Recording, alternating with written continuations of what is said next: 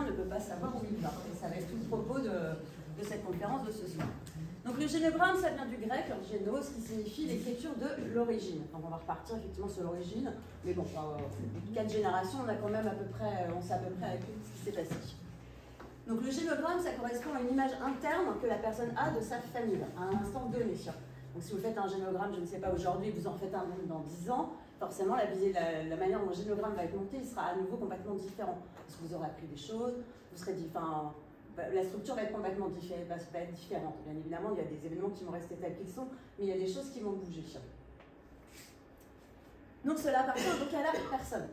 Et ce qui nous intéresse plus particulièrement ici, c'est les loyautés en fait.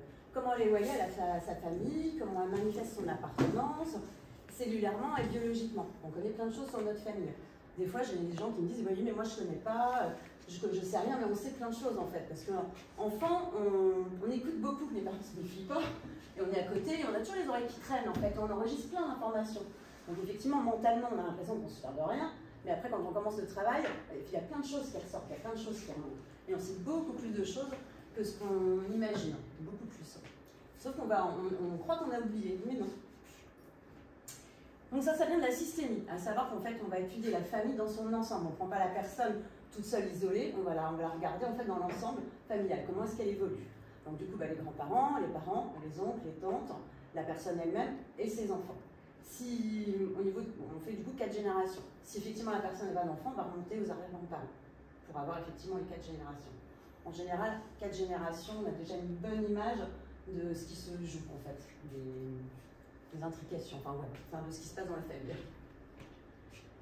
Donc le dernier né, surtout on va commencer à chaque fois par le dernier né du clan en fait. On a tous été à un moment donné le dernier né de notre famille. On a tous été à ce moment-là porteurs en fait de plein de mémoires et plein de choses. Et donc on va s'intéresser particulièrement aux maladies, on va s'intéresser au rapport à l'argent, au deuil, au drame, aux suicidés, aux femmes mortes en couche, l'avortement, les spoliations, enfin voilà, tous les événements un peu forts et qui ont fortement marqué la famille. Qui ont été dits ou non dits, justement. Parce qu'on va voir que quand il y a plein de secrets, on va voir. Il y a plein de secrets, justement, qui peuvent apparaître, justement, parce qu'il y a des choses qui ont été tues, mais ça transpire quand même dans l'art. On voit bien qu'il y a des choses ça suinte, on te dit, mais je ne sais pas comment dire autrement. On voit qu'il y a des choses qui sont en train de se manifester parce qu'il y a eu un secret à l'origine, ça n'a pas été dit. Mais c'est quand même là, justement, comme si la vérité essayait de ressortir. Donc 2 arbres aussi qui se rencontrent, c'est la même problématique. Par exemple, si dans un arbre, il y a un enfant qui a été adopté, on est sûr que de l'autre côté, il y a un enfant qui a été abandonné. Et en fait, les arbres se font miroir, notamment quand on rencontre quelqu'un, quand on tombe amoureux, qu'on construit une famille. On va se retrouver exactement avec les mêmes choses, on ne tombe pas amoureux par hasard. On va se retrouver avec les mêmes problématiques, les mêmes dynamiques d'un côté et de l'autre. Donc oui, les grands-parents agissent, les parents subissent et les petits-enfants payent. On va le voir tout à l'heure au travers du génogramme que je vais vous faire voir, le génogramme de Deep. Donc il y a des règles pour monter un génogramme, c'est un assemblage de vie en fait, plus que de faits, c'est vraiment de vie. Quels sont les événements marquants de la famille? Donc en ça, c'est différent de l'arbre généalogique. L'arbre généalogique, on va marquer les dates en fait, date de naissance, date de mort, et date de mariage, mais ça s'arrête là en fait. Là vraiment, ce qu'on va rechercher, c'est les événements. Qu'est-ce qui s'est passé dans la famille? Qu'est-ce qui s'est passé pour cette personne-là? Donc dans l'arbre généalogique, on va déjà voir des choses. Par exemple, on peut se rendre compte qu'il y a des choses qui sont incohérentes. Je ne sais pas, j'observe ma date de naissance et la date de...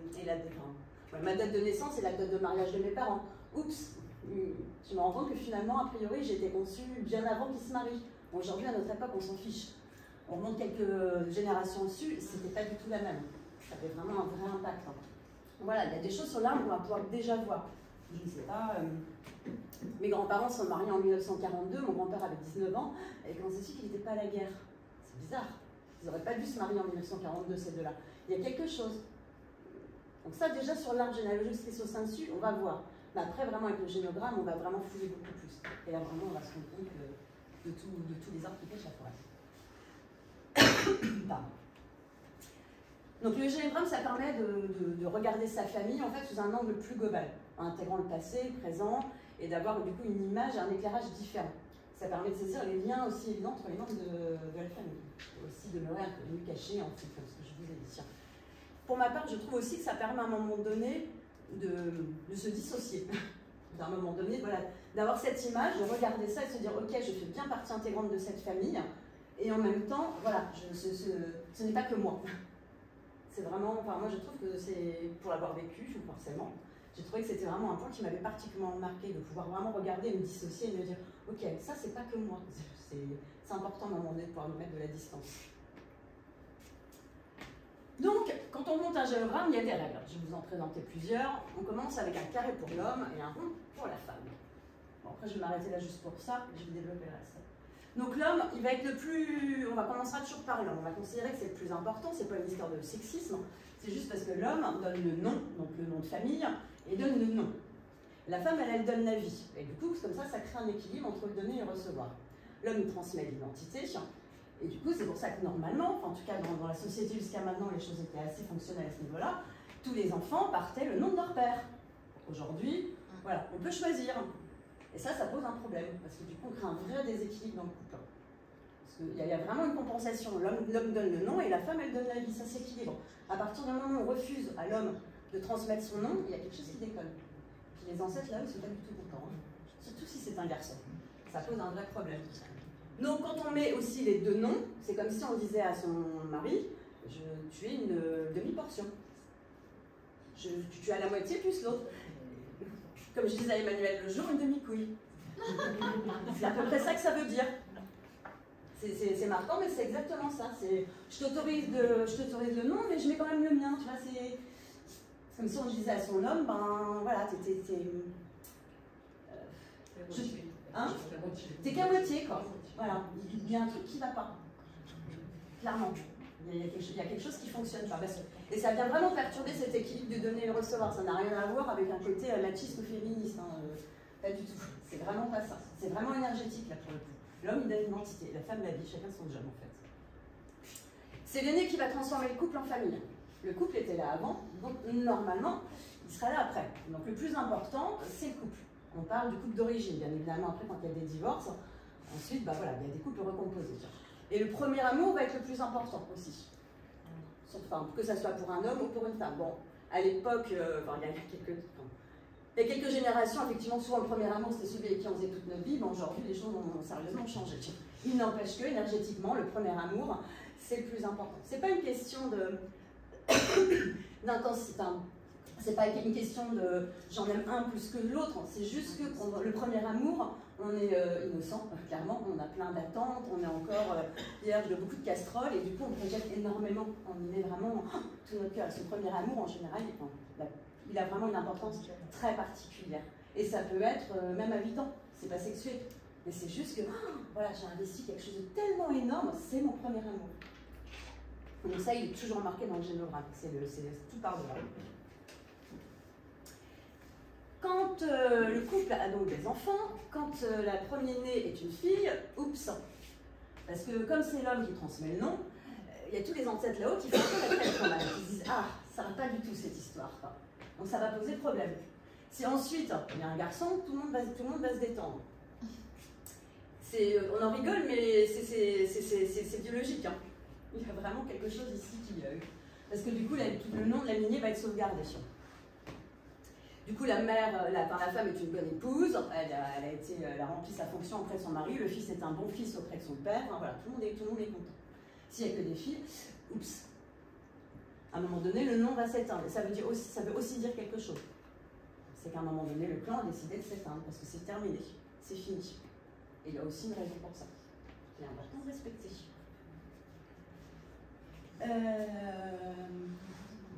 Oui, souvent c'est qu'il y a quelque chose qui est dysfonctionnel plus haut dans l'arbre, qui fait qu'à un moment donné, le clan s'arrête. Donc, ne pas vouloir d'enfant, normalement, ça c'est un peu plus loin, mais je vais quand même le développer aujourd'hui. Normalement, dans l'équilibre dans l'équilibre du donner et recevoir, on ne doit rien à nos parents. On doit tout à nos enfants jusqu'à 18 ans, mais on ne doit rien à nos parents. Néanmoins, pour équilibrer les choses, le fait de leur faire des enfants, ça permet quand même de faire des enfants, ça permet d'équilibrer. Le grand-père est content parce que son nom se transmet, et la grand-mère est contente parce qu'elle va pouvoir s'occuper des petits. Donc, en général, quand les enfants ne veulent plus avoir eux-mêmes à nouveau donner la vie, on appelle ça de l'ingratitude. Et il y a un problème plus haut. Il y a vraiment un problème d'orgueil là pour le coup. Ça, je ne vais pas rentrer dedans. Je vais juste le nommer. Donc la place dans la fratrie. Ça aussi, chaque personne au niveau de la constellation familiale et génogramme, on est vraiment quelque chose de très hiérarchique. Chaque personne a une place bien déterminée, ça vient dire quelque chose. Quand on est le premier, ça vient dire quelque chose. Déjà, on a eu nos parents pour nous tout seuls. Ça, c'est pas rien, on est les seuls à avoir eu ça. Ceux d'après, ils n'ont jamais eu leurs parents pour eux tout seuls. Donc le premier-né, il a un rôle bien particulier. Et en plus, c'est le premier, donc les parents, ils ont des grosses attentes, ils projettent énormément. Puis on en a eu un, est-ce qu'on en aura d'autres? Personne ne sait. Donc il y a vraiment quelque chose de très... Il y a vraiment un gros truc qui se nourrit vis-à-vis de l'aîné. L'aîné, il va porter. Le second, il va être en lien avec la mémoire généalogique justement. L'histoire familiale, très loyal aux parents. Et le troisième, on est en lien avec l'émotionnel de la famille. C'est lui qui va s'occuper de l'émotionnel de la famille. Et le quatrième, il est en retard. En fait, il veut piquer la place du premier. Donc le quatrième, le cinquième est en lien avec le deuxième, le sixième est en lien avec le troisième, et ainsi de suite. Pour les familles très nombreuses. Donc chaque personne a vraiment sa place. Donc on peut se rendre compte par exemple qu'il y a quelque chose de dysfonctionnel où il y a un enfant qui manque, si par exemple un aîné ne tient pas sa place d'aîné. Il dit ah, il y a quelque chose qui ne va pas. Il ne fonctionne pas comme un aîné. Il y a un truc qui déconne, clairement. Soit il y a eu une fausse couche avant, soit il y a un enfant qui se balade et qui n'a pas été déclaré, mais il y a quelque chose qui ne va pas. Ça te fait sourire? Ça me fait rire parce que c'est ouf, c'est fou. On va compter les fausses couches au niveau du génogramme. Pourquoi? Parce qu'il y a un projet sens sur l'enfant. Les parents, enfin, en tout cas surtout la mère, elle espère vraiment qu'elle va pouvoir donner la vie. Et à un moment donné, la nature fait que, bon, voilà, c'est pas possible. Donc il y a un vrai projet sens, donc on va la compter. Ce qui ne va pas être le cas de l'avortement. L'avortement, on ne compte pas. Parce que là, c'est l'inverse. On ne veut pas de cet enfant. Donc il ne sera pas compté. Donc on va compter les avortements thérapeutiques par contre. Parce que bah, là, c'est pareil. À un moment donné, c'est la nature qui a fait que c'était pas possible. En tout cas, on a fait un choix, en suivant souvent la loi médicale, de ne pas garder cet enfant. Mais il y avait bien l'envie d'avoir cet enfant. Tout ce qui est œuf clair et tout ça, c'est pareil. On va compter. On ne compte pas l'avortement. Donc si un enfant vient après une fausse couche, ça va être un enfant de remplacement. Et donc ça serait marqué en rouge dans le génogramme. Parce que du coup, il y a un syndrome du survivant pour elle. Donc ça, c'est important de le marquer. Si vous avez des questions, n'hésitez pas à m'interroger, à m'interrompre. Et fausse couche, c'est pas la même chose que le décès d'un enfant avant? Le décès d'un enfant, il est marqué forcément. En plus, il est sur les livrets de famille. Oui. Ah, c'est clair, il est marqué. Mais donc, l'enfant qui arrive après, il est survivant ou pas? Oui. Ça dépend du nombre d'années. Si c'est 15 ans après. 2 ans après. Oui.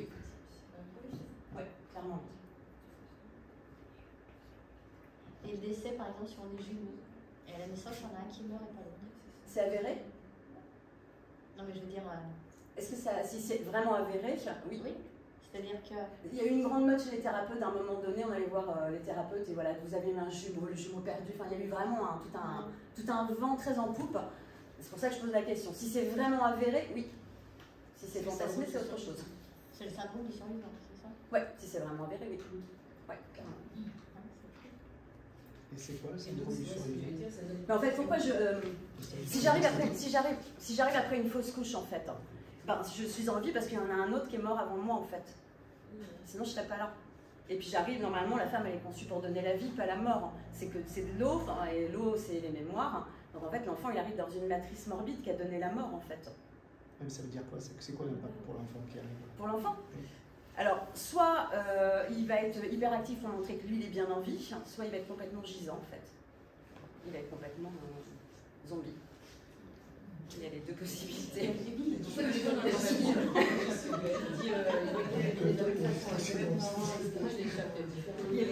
a les deux possibilités.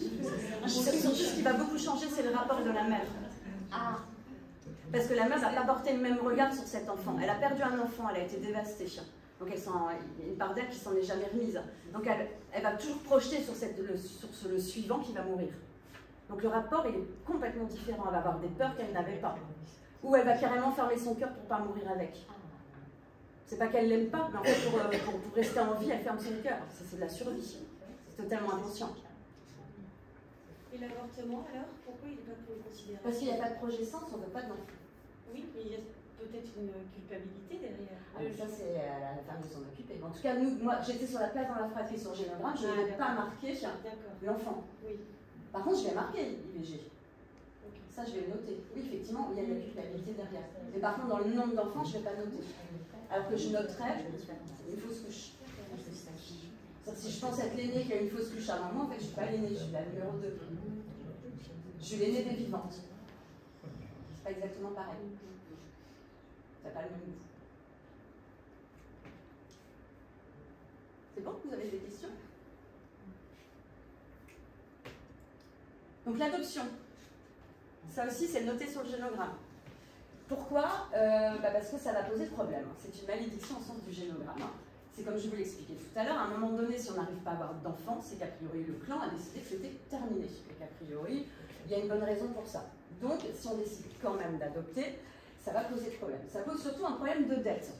Parce que les parents qui ont adoptant vont se retrouver en dette par rapport aux parents biologiques. Ils vont prendre un rôle qu'ils n'auraient pas dû avoir normalement. Et l'enfant qui est adopté, il se retrouve en dette vis-à-vis de ses parents adoptifs parce que ces gens-là vont tout lui donner alors qu'ils n'ont rien en commun avec lui. Donc ça va poser un vrai problème. Et ça ressort surtout au moment de l'adolescence.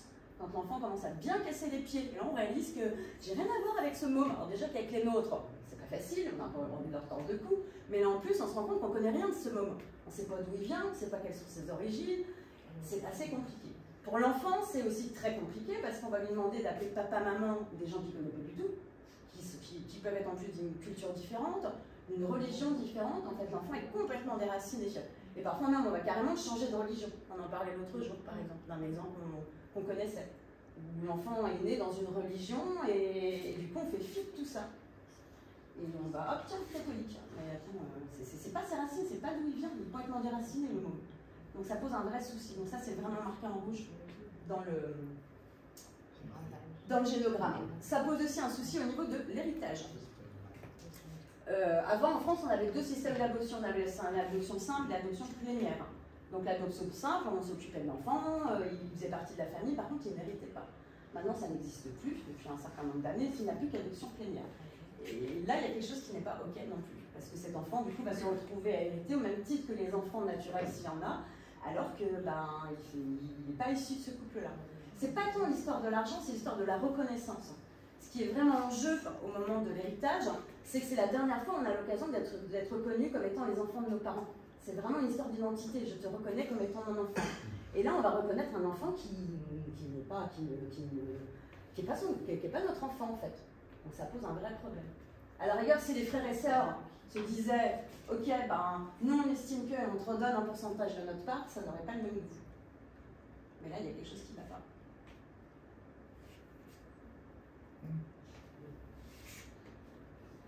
Le mariage. Alors forcément, ça va être marqué. Et le mariage, ça sert à faire sortir de l'inceste par rapport à son père. Donc un inceste symbolique, bien évidemment. Parce que sinon, quand on fait un enfant avec, quand on conçoit une famille et qu'on fait un enfant, sinon le môme, il se retrouve à porter le nom du grand-père. Donc c'est comme si, symboliquement, on fait un enfant avec son père. C'est pour ça qu'on dit que ça sert à se faire sortir de l'inceste symbolique. Et quand on appelle Madame Dupont, il y en a deux qui se retournent en fait. Il n'y en a qu'une qui devrait se retourner. La mère, mais pas la fille. La fille, c'est pas sa place. Donc ça sert vraiment à ça, le mariage. Donc normalement, même quand on divorce, on devrait garder le nom de son mari. Jusqu'à quand on se remarie avec quelqu'un d'autre. En théorie, qu'il l'accepte. À condition qu'il l'accepte, bien évidemment. Mais en théorie, oui, on devrait garder le nom de... On devrait. On veut plus, qu'on veut plus. J'ai gardé un certain nombre d'années, aujourd'hui je peux plus, je suis pas possible, c'était possible. Mais après mon père est décédé, ça a aussi changé la donne. Ouais, puis il y en a qui veulent aussi, si tu veux avoir le même nom de tes enfants, Oui. Hein? Je dis, il y en a qui veulent aussi garder le nom, ça permet d'avoir le même nom que ses enfants. Bien sûr, mais normalement on devrait garder le nom, même quand on divorce. On devrait, oui, par rapport à ça en fait. D'accord. Mais effectivement, il y en a qui ne veulent pas. Donc une règle aussi sur laquelle on va vraiment regarder, et ça j'en parlais un petit peu tout à l'heure, c'est la hiérarchie. C'est pas une question d'amour, en fait c'est juste une question de place. Donc c'est toujours le premier qui est le plus important. Donc le premier amour, le premier mariage, le premier enfant, voilà. En fait c'est une histoire d'intensité du lien au début. Après on peut aimer infiniment son troisième mari, et peut-être même beaucoup plus que le premier, il n'empêche que c'est pas le premier. Donc on va vraiment faire aussi cette histoire de... N'ayez crainte. La personne présente, n'ayez crainte. Quoi? J'ai n'ayez crainte. Et le prochain, on les aime. Mais oui, bien sûr, ça n'a rien à voir. Rien à voir. Moi, je vais y aller, je crois. Mère Michel n'est pas là. Et donc la deuxième règle, j'en parlais tout à l'heure, c'était l'équilibre du donner et recevoir, très important. Ça, effectivement, dès qu'il y a des distorsions à ce niveau-là, on va le voir aussi au niveau du génogramme. Donc je ne dois rien à mes parents, c'est ce que je disais tout à l'heure, je dois tout à mes enfants, en tout cas jusqu'à moins de 18 ans. Bien évidemment, à mes parents, on leur doit le respect, on doit les honorer. Et comme je disais, normalement, on équilibre un peu les choses en faisant des enfants à notre tour. Le grand-père transmet son nom et la grand-mère, elle s'occupe des enfants et est heureuse. Dans le couple, on ne se voit rien. Voilà, on ne se voit rien. Mais par contre, c'est important de veiller quand même à l'équilibre. Donc, s'il y a des disparités, ça va poser problème. L'homme qui gagne plus que sa femme, ben, c'est ok parce que l'homme, c'est un territorial. L'inverse, c'est pas la même. De la même manière, si l'homme emménage chez sa femme, ça va pas. Il va défendre quoi comme il est territorial? Son bout de placard? Ça va poser problème. Alors que la femme, elle nidifie. Donc elle peut nidifier chez monsieur, hein, ça ne lui pose aucun problème. Elle va de toute façon nidifier. L'homme, il a vraiment besoin de son territoire, c'est biologique. Donc on va vraiment regarder aussi ça. Voilà, s'il y a vraiment des déséquilibres, des disparités entre se donner et recevoir au niveau des couples parentaux et plus haut. C'était ça. C'est aussi toujours dans l'idée que la femme donne la vie, donc elle sait alors que l'homme a des choses à prouver. Voilà, c'est vraiment une...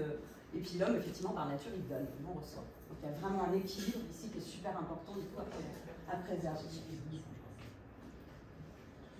C'est Angélique?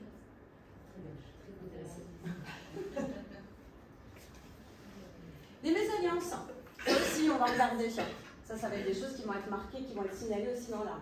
Donc s'il y a une différence sociale, s'il y a une différence ethnique, s'il y a une différence religieuse et de niveau social, un couple, il ne peut pas fonctionner en dehors de l'adoubement familial. Si à un moment donné la famille est vraiment compte, ça peut, mais c'est névrotique et ça va poser problème. Et surtout, encore plus s'il y a un changement de religion par exemple. Si on a un qui change de religion pour l'autre, grosse dette, ça va vraiment poser problème à un moment donné. Il y aura quelqu'un à un moment donné qui va s'en occuper. Et souvent, c'est les enfants ou les petits-enfants. Et on va se retrouver avec un homme extrémiste. On va dire, mais je ne comprends pas comment ça se fait qu'il est devenu extrémiste. Parce que là-haut, il y a eu un gros cafouillage. Et là, ça va se retrouver à un moment donné. Il y a un enfant qui va manifester cette contradiction religieuse. Quand il y a deux enfants, quand il y a un enfant qui est issu de pères de deux religions différentes, en vérité, c'est une vraie richesse. Mais il faudrait rester vraiment neutre, en fait. Il ne faudrait pas choisir. À partir du moment où on choisit l'une plutôt que l'autre, on trahit forcément quelqu'un. Si je choisis la religion de mon père, je trahis ma mère. Si je choisis la religion de ma mère, je trahis mon père. Donc en fait, ça devrait être l'un avec l'autre.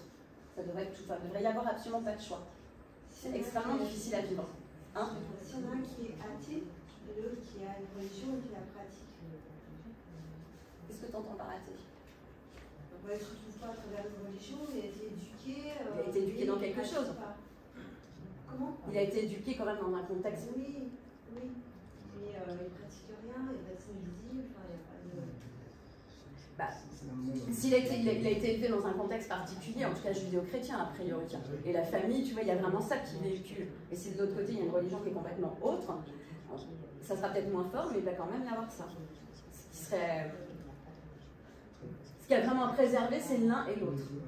Et c'est extrêmement difficile. Du coup, s'il est athée, de toute façon, il y a une raison. Parce que s'il fait partie d'une famille judéo-chrétienne, si aujourd'hui il est athée, il y a forcément une moi, ça va m'intéresser. Je vais aller gratter un peu là-haut. Qu'est-ce qui s'est passé avec la religion? Voilà. Oui. Qu'est-ce qui s'est passé? Ah oui, ça c'est clair. Ça va me mettre en mode enquêtrice, cochon truffier, je vais me dire, il y a quelque chose qui... On n'en arrive pas là par hasard. Il y a quelque chose là où qui s'est passé. Ça c'est sûr.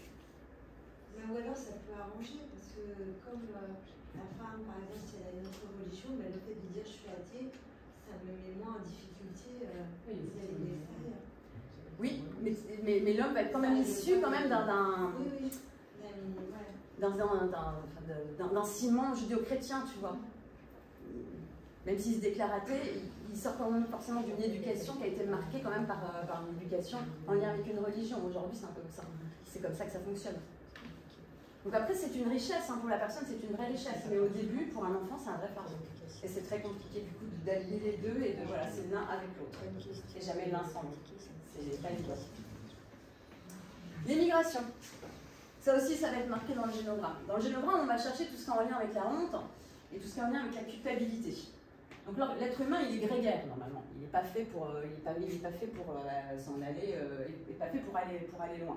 Quand un enfant s'en va à 10 milliards de kilomètres, on peut se poser des questions, surtout si ça dure très longtemps.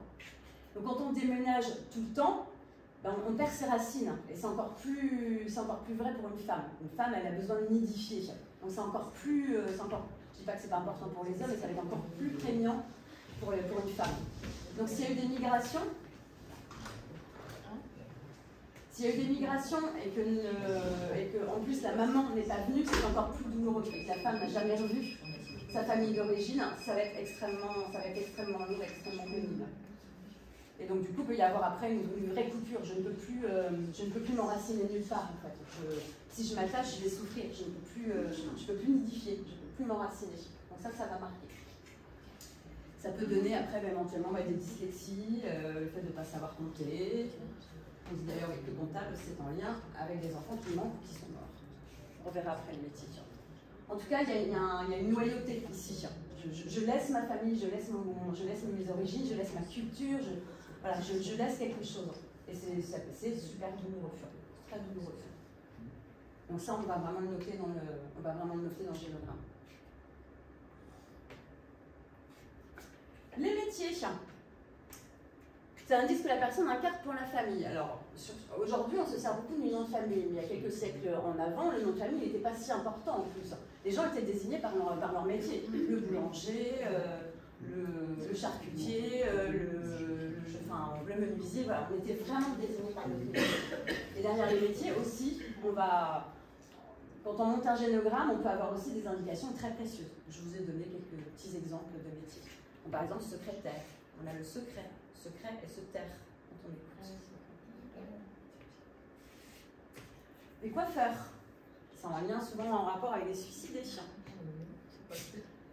Pourquoi? Parce que en général, il y a une marque ici. Quand on se débrouillait, c'était souvent les coiffeurs qui étaient chargés en fait, d'arranger les cheveux et de camoufler en fait. Donc, on va aller chercher, voir un peu qu'est-ce qu'il y a. Est-ce qu'il n'y a pas quelqu'un qui s'est suicidé plus haut dans la famille? Infirmière. Infirme de la mère, quand on écoute. Donc pas de mère, symbolique ou réel. Donc on va aller regarder un peu qu'est-ce qui s'est passé. Voilà. Ça donne des pistes, ça donne des indications. Photographe, là aussi, en lien avec mort dans la famille. Les photographes, il faut photographier tous les moments importants d'une famille. Les mariages, les baptêmes, mais aussi les morts. Aujourd'hui, ce qui ne se fait plus, mais à l'époque, on photographiait les morts, quand ils étaient décédés. Donc, on va regarder s'il y a des deuils non faits dans la famille, des personnes qui ont été exclues. On va les regarder. Ça peut donner une indication d'aller regarder à ce niveau-là. Artistes. En général, les artistes, ça faisait grincer des dents, en tout cas chez nos aïeux. C'était les originaux. C'était des originaux et c'était pas très bien accepté. C'était les hors-système, les rebelles. Donc l'artiste est souvent mal vu dans la famille. Donc on va aller regarder s'il n'y a pas quelqu'un qui a été exclu plus haut. Informaticien, donc un grand communicant, j'ai marqué LOL. Donc on va aller regarder tous les gros secrets de famille. Parce que c'est comme s'il y avait une obligation de se taire. Donc on peut se dire, oula, là-haut, il y a des gros secrets. Banquier.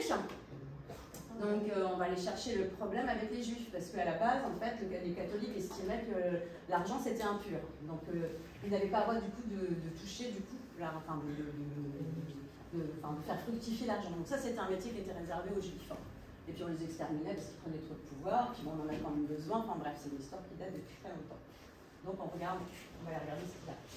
Ophtalmo, opticien, ophtalmologiste, quelque chose dans la famille qui a été vu et qui n'aurait pas dû être vu. Pareil, ça donne des pistes. Psychologue, psychiatre, psy, bon, on sait qu'il y a des traces de folie dans la famille.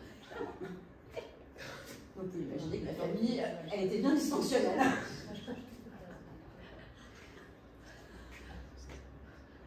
Les prénoms aussi, ça donne aussi plein d'indications précieuses. Au travers du prénom, on est tous à un moment donné, comme je vous disais, on est tous à un moment donné le dernier né de notre clan. Et au travers du prénom, c'est comme s'il y avait des attendus, en fait, comme si tous les symptômes du clan étaient exprimés. Alors, il y a tout un tas d'histoires, de voilà, je t'ai appelé comme ceci ou comme cela, parce que ceci, parce que cela. Oui, ça c'est les mythes et les légendes de la famille, mais derrière, il y a quelque chose, il y a une signification, en fait. Il y a souvent, donc en fait, les prénoms vont énormément, peuvent donner aussi plein d'indications précieuses. Donc, par exemple, je notais Céline, c'est la Ré. le secret. Donc interdit de révéler le secret en espérant bien évidemment qu'elle va le faire à un moment donné. Donc on sait que c'est une famille, il y a beaucoup de secrets. L'or, on entend, c'est en lien avec l'argent. Donc on va chercher ce qu'il y a une faillite, une spoliation. On vient lui demander de sortir de l'appréhension avec l'argent. Bon, je ne vous ferai pas tout un listing parce que ça n'a pas de sens. Et surtout l'interprétation du prénom, elle a tout son sens en systémique, c'est-à-dire par rapport à l'arbre, par rapport au global. Isolé, enfin, de manière isolée, ça n'aurait pas de sens. Et voilà, c'était pour voilà, c'est aussi quelque chose qu'on va regarder. Des fois, ça donne des indications très précieuses. Déjà, juste le prénom, on se dit ah, voilà, il y a ça qui se joue. Tous les diminutifs, pour cacher son prénom, en général, c'est une manière de se protéger en n'assumant pas l'identité que le clan a essayé de donner. Donc, en général, c'est pour cacher une diminutif. Quand on ne se nomme pas. Voilà, Christophe, je sais pas, Cathy ou Catherine, par exemple. Ah, mais on me l'a donné, c'est pas moi qui l'ai choisi. Hein? On m'a jamais appelé comme ça. Catherine. On en parlera. On en parlera. Qu'est-ce que c'est que Catherine et qu'est-ce que ça vient dire et qu'est-ce qu'on essaie de cacher? Je me retourne pas quand on m'appelle Catherine. Hein? Je me retourne pas quand on m'appelle Catherine. Bah oui. Justement, on t'a donné un nom, mais on ne te nomme pas avec. Comme si on voulait cacher ce que ça voulait dire. Et on vous appelle comment? Cathy. Tu m'autorises à dire ce que ça veut dire, Catherine? Ah bah je sais pas ce que ça veut dire. Catherine, c'est en lien avec Catin, en fait.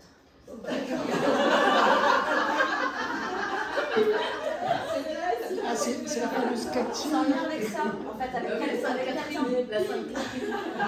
Donc on va chercher dans l'arbre quelle est la femme à un moment donné, soit qui a eu des passes légères, soit qui a eu des relations extra-conjugales, soit... Voilà, c'est ça. Non mais c'est clair. On cherche à cacher.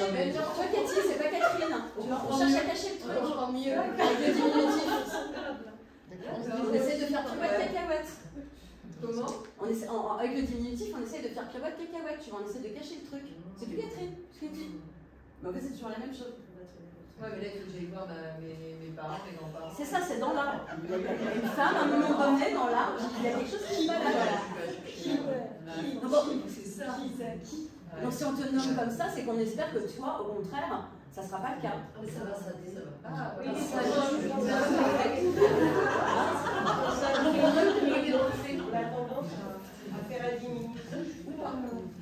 en tout cas, là, c'était parlant. Là, c'était parlant par rapport à... La plupart des Catherine que je connais, elles ne se font jamais nommer Catherine. Catherine Deneuve. Oui. Mais sinon, souvent, en tout cas, elle a ça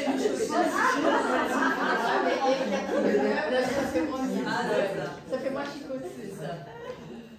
N'est-ce pas, Amanda? Amanda. Si on complique un prénom, ben, on ne pense pas à l'enfant. Parce que l'enfant, il va être à chaque fois obligé d'épeler son prénom. Et on est dans une période où on aime bien les prénoms très originaux. Voilà, des associations, des machins, des trucs hyper originaux. Sauf que du coup, l'enfant, il ne peut pas s'associer à son prénom. Parce qu'à chaque fois qu'on lui demande son prénom, il est obligé de l'épeler. C'est comme s'il ne pouvait pas s'associer à son prénom. Ouais, un prénom composé. Ouais. C'est compliqué. Manu, elle prend que des prénoms composés. Ouais. Il y a 5 enfants, 5 prénoms composés. Donc c'est presque double identité à chaque fois. C'est ça, si c'était tout à une explication. Tu comprends. Est-ce que vous avez des questions? Ah, bah, c'est un cadeau. Ah. On va plus oser dire mon prénom. Alors, c'est quoi le sens des doubles prénoms? Quand tu donnes un double prénom, enfin quand tu portes un double prénom. En fait, c'est comme si elle avait une double identité. Puis tu Donc, sais, je te dis, pour le môme, c'est comme à chaque fois, il est obligé d'épeler, il est obligé d'expliquer. Il ne peut pas s'associer. On se calme. Qu'est-ce que t'as dit? Ils sont schizophrènes. Les 5. C'est pourquoi tu as donné un double prénom? Parce que j'arrive pas à me mettre d'accord avec mon ex-mari. Ah, Voilà. voilà, c'est exactement ça. C'est Ah, c'est c'est clairement ce qui... Non, mais c'est parce que c'était rouge. C'est la Et les guerre prénoms quasi similaires. C'est deux rouges. Des prénoms similaires. C'est-à-dire, Par exemple, il y en a un qui s'appelle Anthony et l'autre Antoine. Anthony, oui, c'est ça, Antoine en c'est-à-dire dans français. les enfants? Oui, Les enfants. voilà. Dans une fratrie. Qu'est-ce que ça veut dire? Bah, c'est comme s'ils n'avaient pas d'identité propre. Tu vois, ils ont tous quasiment le même prénom. Tu vois, c'est comme s'ils n'étaient pas Ça, dans individuels. mon ex-belle famille, ça a fait beaucoup de problèmes. Donc s'ils s'appellent tous pareil, à un moment donné, je vais aller chercher l'inceste. Oh putain. crois que tu peux dire. C'est comme si personne n'était individué, en fait, tout le monde a le même nom et il y a quelque chose qui ne va pas. Ah, mais à l'époque, c'est quand? C'est long. Peut-être Oui, qu'on mais à a l'époque, ça se faisait pas. plus haut. Porter le prénom du père. Oui, à l'époque, Le fils, il portait le père. À l'époque, les mecs, ils portaient le prénom de clairement. Oui, aussi. Mais ça, Ouais, pas à l'époque, c'est. Quoi? Mais mon père, il porte le prénom de son père. Ah ouais, J'ai il y en a beaucoup, hein. Il y en a beaucoup. pareil. Eh ben, Oui, c'est mais curieux. ça- Heureusement, à l'époque, je suis une fille. c'est pas. Sinon, je me serais appelée pareil que les C'est filles. pas il y a 30 ans, quoi. Nous, c'est moi, j'ai pas le prénom. C'est curieux, mais non, Ce qu'on dit, c'est il y a. C'était très Mais longtemps. chez nos arrière-grands-parents, oui. Bah non, là, il n'y a pas si longtemps que ça. C'est gentil, je l'ai pas vu. Bah si, parce que mon grand-père avait le prénom à mon oncle. Avant, ils étaient tous avec souvent et puis avant, c'était le père, j'avais la fondation.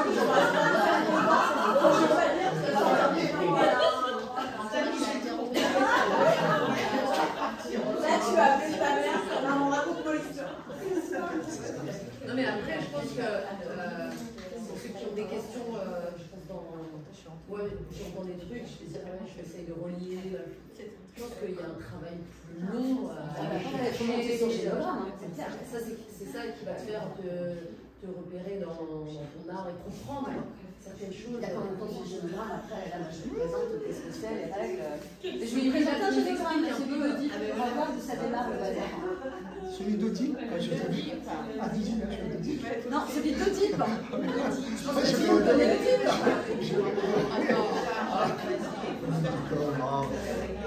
Alors, on va voir d'où commence le bazar, bien évidemment. Alors, Oedipe, il est là, et ça n'arrive pas comme ça par hasard, en fait. Ça remonte 5 générations au-dessus. Et voilà, et ça...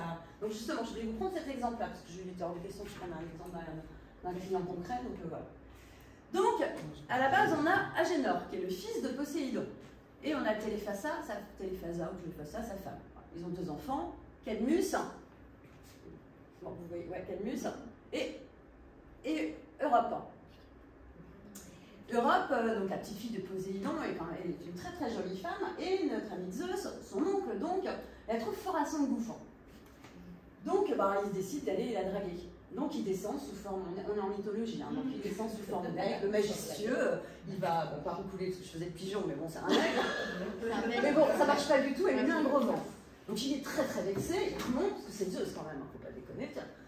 Donc, et il décide de revenir cette fois-ci sous la forme d'un taureau blanc majestueux.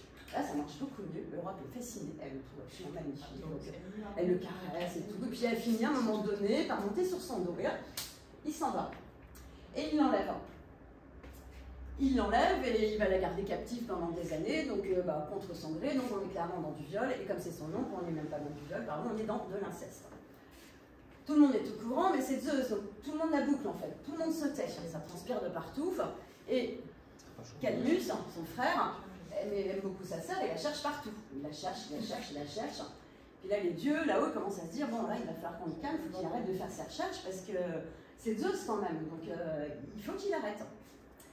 Et ils vont, du coup, lui faire une première proposition en disant, bon, si tu arrêtes de chercher ta sœur, on va te faire émerger une cité magnifique du désert, ça sera Thèbes.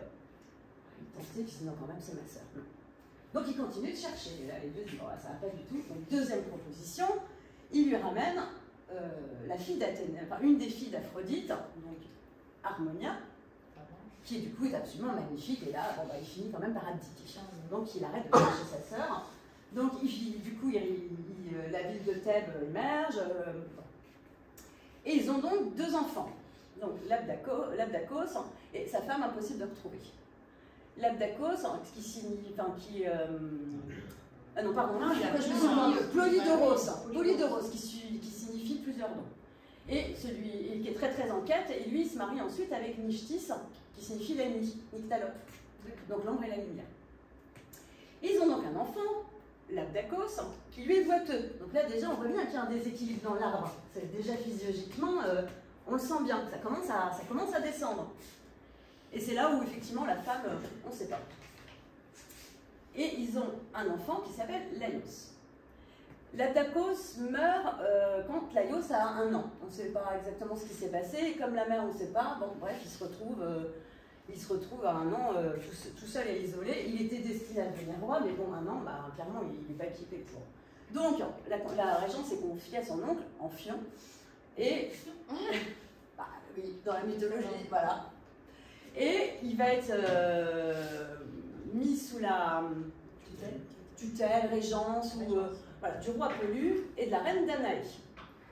Elle vient juste d'accoucher d'un fils naturel qui s'appelle Chrysippe. Donc ils ont, l'Abdacos et Chrysippe ont à peu près le même âge. Donc elle a plein de lait, donc ils vont être frères de lait, ils sont éduqués vraiment voilà, comme des frères. Sauf qu'à un moment donné, ça part un peu en cacahuète. Au moment de l'adolescence, ils dorment ensemble et Laios abuse de son frère. En fait, il viole Chrysippe.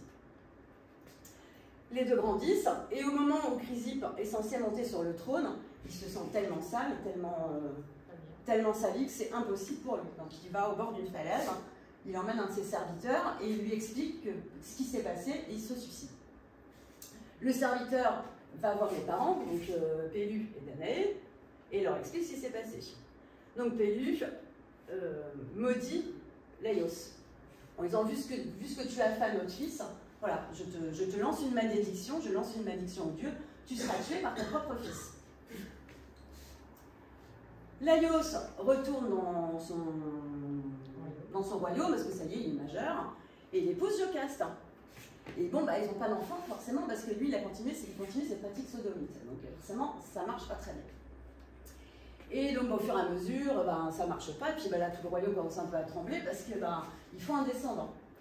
Et il décide d'aller voir la Pythie, à Delphes. Sauf que Jocaste, elle a quand même compris pourquoi ils n'avaient pas d'enfant. Donc sur le chemin, la maline, elle le fait boire bien comme il faut, et puis elle abuse de lui, et hop, pouf, elle tombe enceinte. Ce qui fait que quand ils arrivent voir la Pythie à Delphes, elle est déjà enceinte. Elle le sait. Lui, il n'a rien compris, mais elle le sait. Et donc la Pythie lui dit, oui, bien sûr, il n'y a pas de souci, tu auras un descendant, d'ailleurs, c'est déjà le cas, et cet enfant tuera son père et t'épouseras. Oups. Donc les deux se disent, bon, bah, c'est pas possible, le môme là, va falloir le faire passer, on va le tuer. Donc, Jocaste s'enferme pendant les 9 mois de grossesse, personne ne la voit, elle accouche discrètement, et ils se disent, tous les deux, bon, bah, qu'est-ce qu'on va faire? On va le confier à un de nos serviteurs, qui va l'emmener un peu loin du royaume, là, vers Corinthe, et puis on va le déposer sur le mont Cithéronte, et puis ben, il faudra le pendre par le pied suffisamment bas pour que les bêtes sauvages viennent le bouffer. Comme ça, il ne restera plus rien. Parfait. Donc le serviteur part, et puis ben, entre-temps, ben, il craque un peu pour le bébé. Il est super mignon, il craque, et il est bien embêté parce qu'il ne veut pas rompre le serment qu'il a fait à son roi et à sa reine, en même temps il est incapable de tuer le bébé. Donc il se dit, donc du coup il a une idée, il se dit, bah tiens, je vais effectivement le pendre par un pied, sur un arbuste, mais je vais me débrouiller pour faire un certain moment, pour qu'en fonction de l'orientation du vent, ces cris alertent les bergers. Donc, et c'est ce qui se passe. Donc lui il s'en va, il a bien rempli sa mission, et il y a des bergers qui arrivent et qui effectivement retrouvent le bébé. Donc ils récupèrent le bébé et ils se disent, bah tiens, on va l'emmener, on est en lien avec le royaume de Corinthe, on va l'emmener à Corinthe. Et sur le chemin, ils tombent sur leur reine, Périboéa, qui est en train de se faire ses ablutions. Et ce couple-là, Polybos et Poriboa, n'arrivent pas à avoir d'enfant. Donc la reine se dit, bah super, génial, le bébé c'est le mien. Elle briefe tous les serviteurs en disant, bon, ce qui s'est passé ici, vous l'oubliez, et plus un mot. Elle retourne au palais, elle s'enferme pendant quelques mois pour faire croire qu'elle est bien enceinte, et puis après, au bout de 9 mois, elle sort au miracle, hop, le voilà. Il s'appelle Oedipodos, d'ailleurs. Parce qu'en fait, quand il a été pendu au pied, là, quand il a été pendu par le pied, il s'est fait un œdème. Donc Oedipe, ça veut dire œdème, en fait. En grec ou en corinthien, je ne sais pas quoi, en tout cas, c'est l'œdème du pied. Et donc, Oedipe est élevé, mais bon, personne n'est vraiment trop dupe dans le palais, hein, quand même. Hein. Tout le monde a bien compris que voilà, qu'il n'était pas du tout issu de ce couple-là. Et puis Oedipe, du coup, quand même un peu handicapé, et puis il se la pète un peu. Il essaie d'être toujours le premier, toujours vainqueur, donc ses petits camarades, au bout d'un moment, il se prend des réflexions. Puis il ne comprend pas, et puis il voit bien que les gens chuchotent dans son dos, donc il va voir ses parents, puis les parents disent rien. Il se dit, oh, il y a vraiment quelque chose de bizarre. Donc au bout d'un moment, au moment où il devrait être roi, à son tour, quand il a 18 ans, un truc comme ça, il se dit, bah, je veux pas, il y a quelque chose qui va pas, je me sens pas légitime, moi aussi je vais aller voir la Pitty. Pendant ce temps ici, eux, ils n'ont toujours pas d'enfants. Enfin, lui, non, Laios, là, ils n'ont toujours pas d'enfants. Donc, Laios et Jocaste, parce que lui continue toujours ses pratiques sodomites, et il couche, et à un moment donné, il a une fille avec un homme. Bon, on est dans la mythologie. Hein. Qui est la Sphinge, du coup, que nous on connaît sous le nom de Sphinx. En fait, la Sphinge.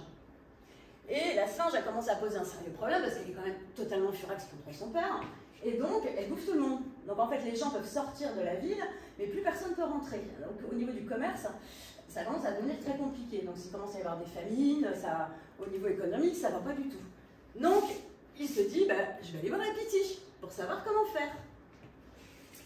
Donc, en gros, ils partent tous les deux à peu près en même temps. Oedipe arrive le premier sur place. Donc il va voir la Pitty qui lui dit, bah oui, ton sort est fixé depuis l'origine, tu épouseras ta mère et tu tueras ton père. Donc il arrive, il est complètement, il est anéanti, et il repart. Pour accéder à Delphes, en fait, c'est une sorte de canyon qui est très très étroit. Donc au moment où lui il repart, il y a Laios qui arrive, et lui il arrive en char. Et puis l'autre il est sur son passage, il a décidé qu'il ne s'arrêterait pas. Donc en fait il fonce et il écrase le pied d'Oedipe. Oedipe est furieux, balance une pierre, boum, et tue son père. Mais il ne sait pas que c'est son père. Et du coup, la reine Jocaste, elle est désespérée parce qu'elle se dit, mais comment je vais faire? J'ai plus de mari, j'ai la Sphinge sur les bras, c'est une catastrophe, comment je vais faire quoi. Et son frangin, Créon, a une idée lumineuse, il lui dit, écoute, fais passer un avis à la population que le premier héros qui te débarrassera de la Sphinge deviendra ton mari. C'est une super idée ça, allons-y. Notre ami Oedipe, il entend ça, il se dit, c'est super, moi je vais y aller. Parce que j'ai été élevée, formée toute ma vie pour devenir roi, mais c'est pas mon royaume, donc c'est cool, je vais épouser cette femme-là, c'est pas ma mère, j'y vais. Donc il y va. Il finit par résoudre l'énigme de la Sphinge, qui est donc sa demi-sœur, et qui, elle, tellement furieuse, finit par se jeter le plus haut d'une falaise, comme Chrysippe. D'ailleurs, on retrouve à nouveau l'analogie. Donc il arrive en héros, il découvre Jocaste, il la trouve magnifiquement belle, alors elle est splendide, elle l'a eu très jeune, donc elle est encore très belle, il tombe follement amoureux, hop, et ils ont 4 enfants. Et puis, mais ça continue, le sort continue de s'acharner contre Thèbes, il y a de la lèpre, enfin voilà. Au niveau économique, ça va pas du tout. Donc il se dit, hop, je vais retourner à Thèbes. Donc il retourne voir la Pitty, qui lui dit, c'est normal, la ville de Thèbes sera toujours punie tant que le meurtrier du roi Laios ne sera pas connu. Il se dit, oui, c'est vrai. Donc il retourne, il mène une enquête, il paye plein de gens, mais bon, personne n'a rien vu quoi. Donc il ne se passe rien du tout. Puis le sort continue de s'acharner et il se dit, mince, les gens m'ont pensé que finalement je ne veux pas faire le nécessaire pour les sortir de là, donc il est bien embêté. Son oncle à nouveau a une super idée, il lui dit, tiens, on va faire venir Tirésias. Tirésias qui est donc un aveugle, et donc qui dit aveugle dans la mythologie dit clairvoyant. Donc Tirésias arrive et est bien embêté. Il lui dit, mais cher roi Oedipe, je pense que vous ne voulez pas savoir la vérité. Il s'énerve, comment ça il est très très ennuyé. Et puis à force de le houspiller, il finit par lui dire, c'est vous qui l'avez tué. Effondrement. Il dit, mais comment ça, c'est pas possible, ça va pas. Donc bref, il commence à se dire qu'il y a quelque chose qui va pas. Et puis à ce moment-là, il y a un messager qui arrive de Corinthe et qui lui annonce que son père Polybos est mort et qu'il faut absolument qu'il revienne pour soutenir sa mère. Parce qu'il n'avait jamais voulu revenir jusqu'à maintenant, parce qu'il voulait absolument éviter le fait de tuer son père et de... Donc là, il se dit, c'est bon, en fait, mon père est déjà mort, donc... Non, c'est pas ça ce qu'il y a en jeu. Et donc, il a toujours très très peur d'y retourner, même pour l'enterrement de son père, parce qu'il ne veut pas l'épouser. Elle se dit, mais non, si je suis maudit, c'est pas possible. Et à ce moment-là, l'émissaire qui vient de Corinthe pour lui annoncer la mort de son père, finit par lâcher un morceau. En disant, voilà, aujourd'hui je suis messager, mais à l'origine j'étais berger. Donc en fait, voilà, je vais t'expliquer ce qui s'est passé. Et donc là, le truc éclate. Jocaste s'enfuit, sa femme, il la retrouve, elle s'est suicidée. Et donc, lui désespéré, chope les 2 épingles de son chignon et se crève les yeux. Et devient à son tour aussi, du coup,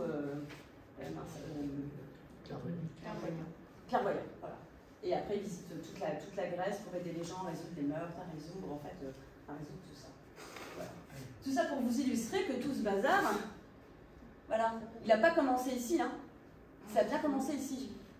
Et on voit bien que ça descend, que ça transpire au fur et à mesure. D'ailleurs, entre nous soit dit, elle s'appelle l'Europe hein, quand même. Hein. Et nous, on vit en Europe. Je trouvais ça assez... Ça m'a fait beaucoup sourire quand j'ai appris cette mythologie. Voilà, c'était juste pour vous illustrer comment ça se passe dans un arbre généalogique. Effectivement, il y a un moment donné, il y a un dysfonctionnement, il y a quelque chose. Et si personne s'en occupe, si voilà, c'est un secret, tout le monde fait comme si c'était pas là, à un moment donné, voilà.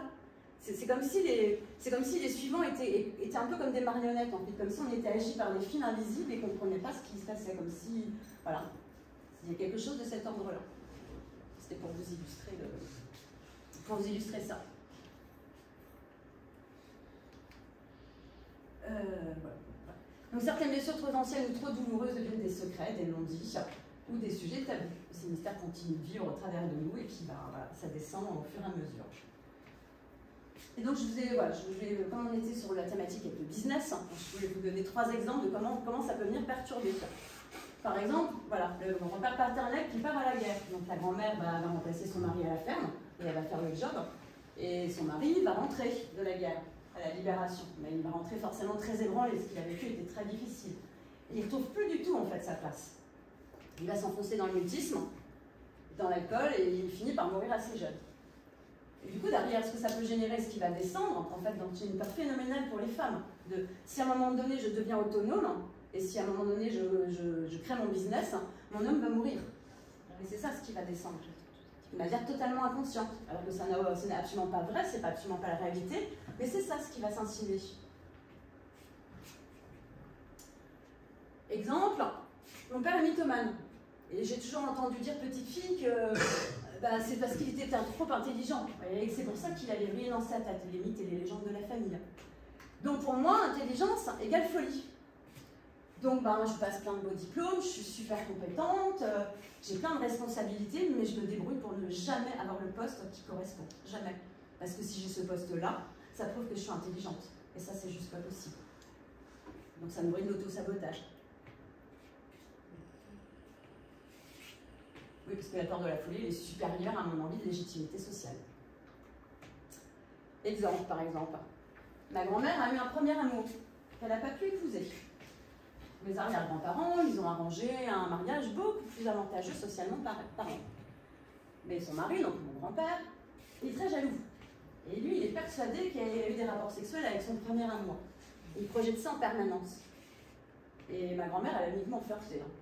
Et cette suspicion, ça va planer dans la famille. Ça va descendre, ça va se chanter de partout, notamment pour les hommes.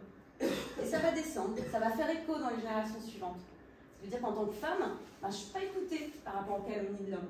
Ce qui va avoir des conséquences sur ma vie personnelle et y compris sur ma vie professionnelle, notamment si j'ai un associé. Voilà. C'est pour vous illustrer des propos quelles conséquences ça peut avoir aussi dans mon business. C'est pas que dans ma vie personnelle, dans mon business aussi ça peut avoir des conséquences importantes. Et je voulais finir sur cette petite carte du tarot de Marseille, qui est la carte du pendu, qu'en général on n'aime pas du tout avoir et pas du tout tirer.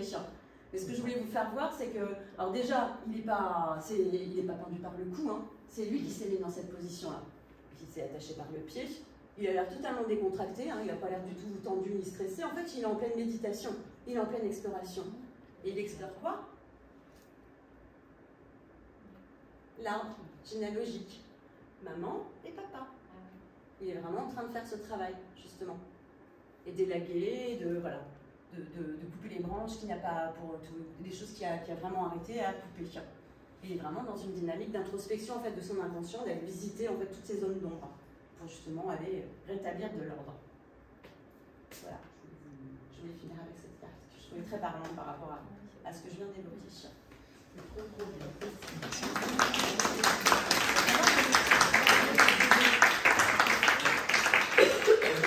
Est-ce que vous avez des questions? Pour préparer tout ça, vous avez tous assommé. Pour préparer tout ça, pour pas avoir. Voilà, il y a plus de tension. En fait, il y a le dialogue, les secrets à essayer de de sortir de cette famille. Comment vous allez réparer ça? Comment on répare ça? Déjà, en les voyant, en fait, déjà, c'est à ça que ça me génogramme. Ça permet vraiment d'avoir une image, de mettre de la lumière sur des points d'incohérence. Parce que tout ça, c'est hyper compliqué.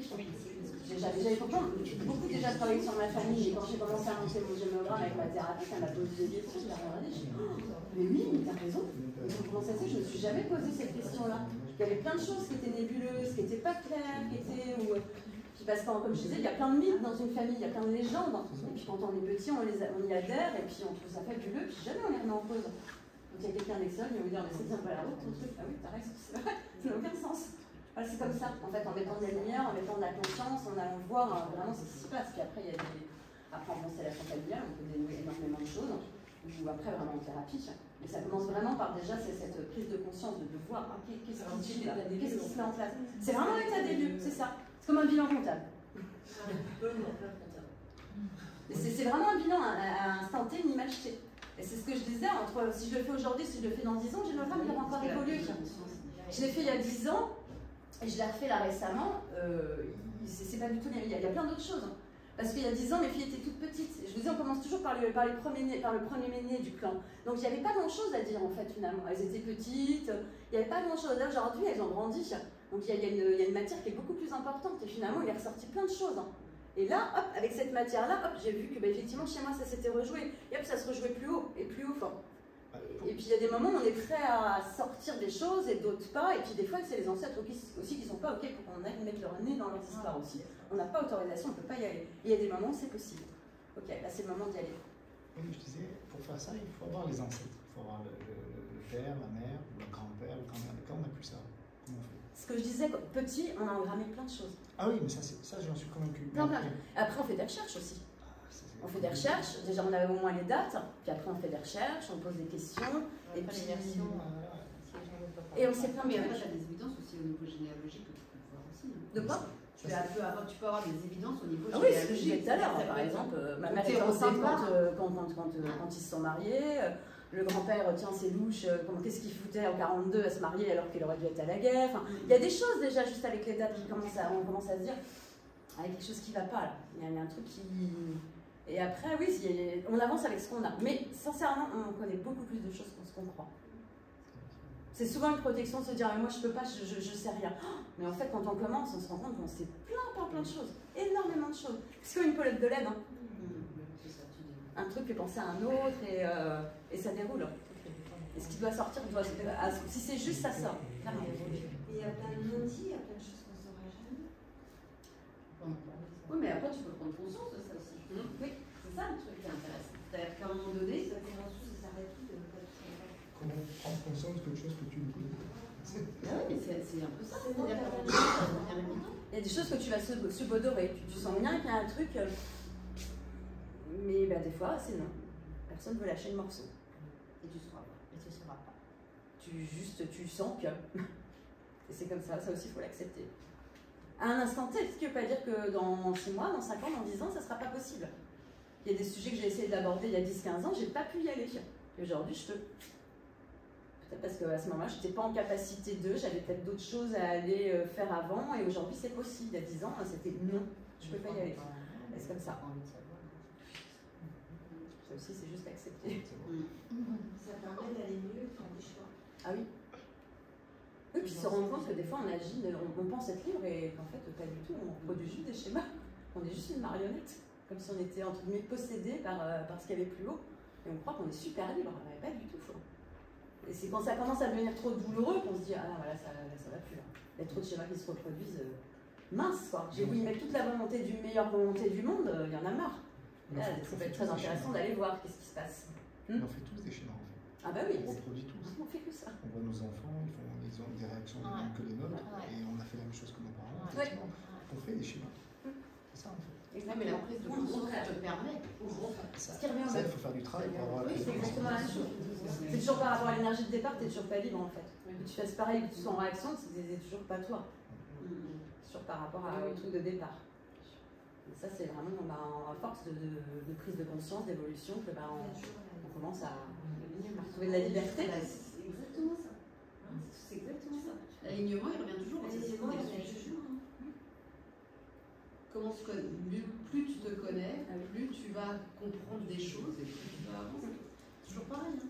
Et c'est important de savoir d'où on vient, du coup, forcément. Pour se connaître bien, il faut savoir d'où on vient. Ça en fait partie. Ah, je ne vais pas remonter. Bon, bah, si vous n'avez plus d'autres questions, je déclare le côté festif ouvert. Merci pour votre attention.